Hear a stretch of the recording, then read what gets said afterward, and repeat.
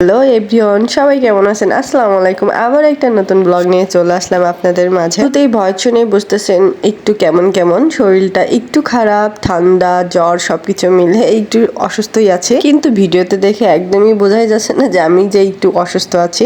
যাই হোক, তারপর বারান্দাতে অনেক আম কেটে আমি একটু শুকাতে দিয়েছি। এখানে 2 থেকে 3 ঘন্টা মতন শুকাইতে দিয়েছিলাম, জাস্ট পানিটা ঝরার জন্য। বাড়ি থেকে যে আমগুলো পাঠানো হয়েছে ওইগুলোই ভাবতেছিলাম যে আচার করব, কারণ আমগুলো একদমই কাঁচা ছিল, কিন্তু সময়ের অভাবে আমি এটা করতেই পারছি না। বাট যখনই আমগুলো কাটতে গেলাম দেখলাম যে ভিতরে সব পেকে গেছে, একদম আধ পাকা বা আধ কাঁচা, মাঝখানে যে আমটা থাকে একটু লাল লাল হয়ে গেছে, এই আমটা ছিল সেই আমি একদম আজকে সময় করে আমগুলো একদম কেটে নিয়েছি যে আচার আজকে আমি বানাবোই।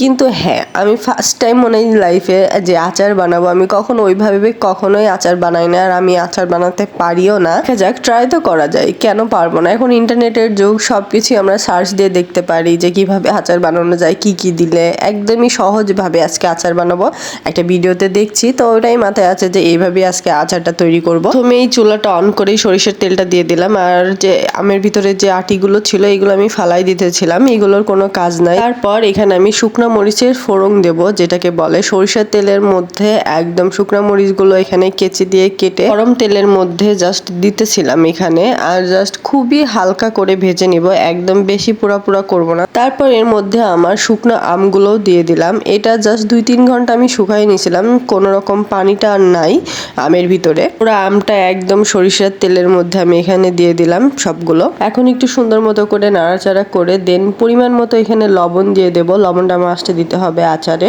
তো এখানে আমি পরিমাণ মতো করে লবণই দিতেছিলাম। তারপর একটু হলুদও দিয়েছি এখানে, আমের সুন্দর একটা কালার আসে। তারপর একটু নাড়াচাড়া করে দিলাম। দেন তারপর এখানে তো চিনি দিতে হবে, যে যতটুকু মিষ্টি পছন্দ করেন আপনারা, তো ততটুকু চিনি দেবেন। আমি পরিমাণ মতো এখানে চিনি দিয়ে দিয়েছিলাম। আমটা একটু টক ছিল, তো আমি একটু মিষ্টি পরিমাণটা বেশিই দিয়েছিলাম। পর এখানে আমি পরিমাণ মতো শুকনো মরিচের গুঁড়া দিয়ে দেব, যতটুকু আমি ঝাল পছন্দ করি ততটুকুই দিয়েছি। আচারটা যেহেতু ঝাল টক মিলিয়ে আমি করতেছি, আমার শুধু মিষ্টি বা শুধু ঝাল বলেন এটা ভালো লাগে না, দুইটাই থাকবে, দুইটার কম্বিনেশন আচার হবে, এটাই আমার বেশি ভালো লাগে। তো আমি এইভাবেই তৈরি করতেছিলাম, একটু ঝালও হবে একটু মিষ্টি হবে। তারপর এখানে পাঁচফোড়নও দিয়ে দিলাম, আর সবশেষে আমি একটু ভিনেগার দিয়ে দিয়েছিলাম, যাতে যেহেতু আমার আমটা একদম রোদে 2-3 দিন ধরে আমি শুকাই নাই, জাস্ট 2-3 ঘন্টার জন্য শুকাইছিলাম, তো এখানে ভিনেগার দেওয়াটা খুবই প্রয়োজন, যাতে বাসাতে আমি অনেক দিন ধরে এটা সংগ্রহ করে রাখতে পারি, আচারটা যাতে নষ্ট না হয়। এই জন্য আমি ভিনেগারটা দিয়েছি এখানে। দেখেন